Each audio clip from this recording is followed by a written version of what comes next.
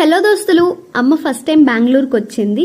So మేము receive చేసుకుందామని వెళ్ళేలోపు అమ్మ దిగేసి మా కోసం వెయిట్ చేస్తుంది అనమాట. మెట్రో దగ్గర కొంచెం లేట్ అయింది.